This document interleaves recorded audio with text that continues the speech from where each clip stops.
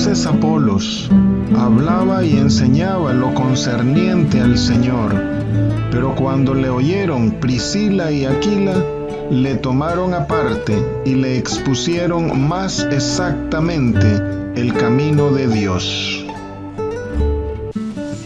En el principio era el Verbo, y el Verbo era con Dios, y el Verbo era Dios.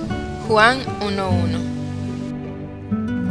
¿Qué significa que el Verbo estaba con Dios y era Dios? Desde antes del principio de todo, el Verbo eterno ha participado en la creación y ahora se ha involucrado en su salvación. El judaísmo ortodoxo en la época del cristianismo primitivo identificaba al Verbo o la sabiduría con la Torá, es decir, con la ley mosaica. También relacionaban al Verbo con el Mesías, pero a diferencia del cristianismo, consideraban que el Mesías existía antes del resto de la creación, porque fue el primer ser creado. Un testimonio judío sobre esto es el libro judío apócrifo de Enoc, el cual dice: En ese momento, ese Hijo del Hombre fue nombrado en presencia del Señor de los Espíritus, y su nombre ante la cabeza de los días, ya antes de que el sol y los signos fueran creados, antes de que las estrellas del cielo fueran hechas. Su nombre fue pronunciado ante el Señor de los Espíritus. Por tal razón, Él ha sido el elegido y reservado ante Él, desde antes de la creación del mundo y para siempre. Primera de Enoc 48, 2-6.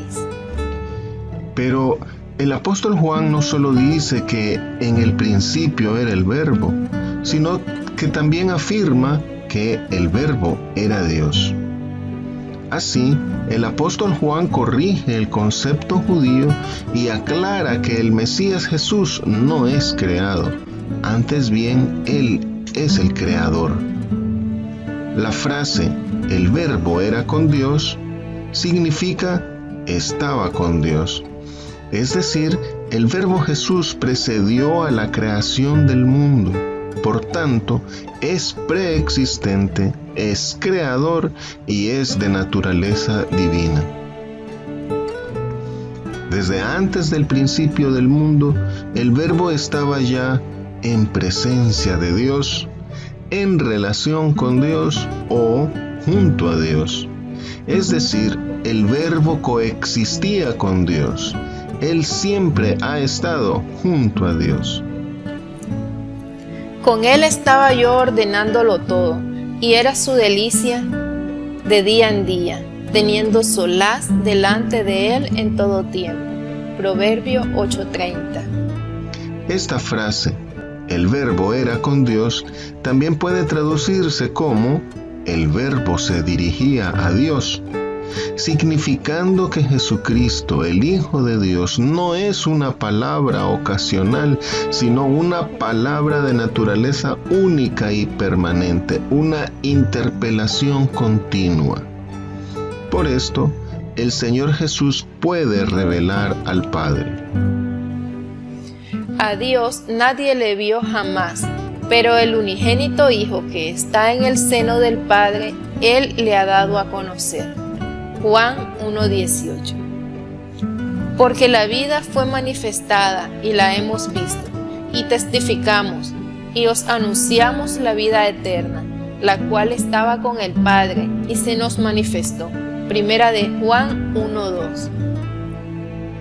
Al decir que el Señor Jesús está en el seno del Padre y que Él es la vida eterna que estaba con el Padre, implica una comunión muy íntima, más allá de una mera relación filial.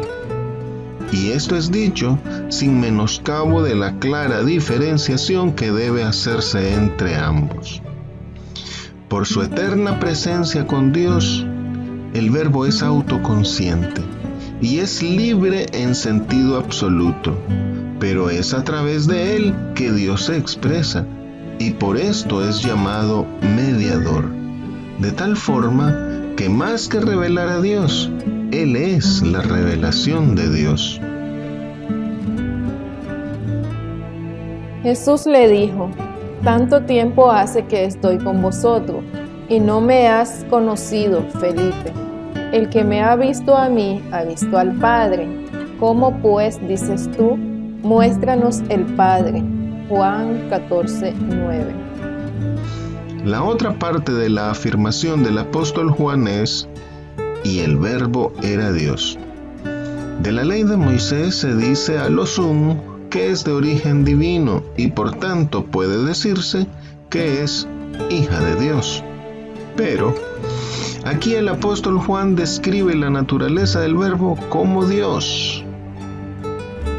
Algunos, como los testigos de Jehová, insisten en que el texto dice: el Verbo era un Dios. Pero el original griego no lleva el artículo un. Al no haber artículo, entonces gramaticalmente es un predicado. La ausencia de artículo indica que el Verbo es Dios. No es un Dios menor o un Dios creado con D minúscula, sino Dios mismo con D mayúscula. Este enunciado del Señor Jesús como Dios se enfatiza también en otras narraciones del Evangelio, que declaran la consustancial divinidad del Señor Jesús, es decir, su igualdad con el Padre en la divinidad, aunque haya quienes la rechacen o duden de ella. Por esto, los judíos aún más procuraban matarle, porque no solo quebrantaba el día de reposo, sino que también decía que Dios era su propio Padre, haciéndose igual a Dios.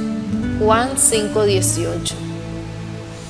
Le respondieron los judíos, diciendo: por buena obra no te apedreamos, sino por la blasfemia, porque tú, siendo hombre, te haces Dios.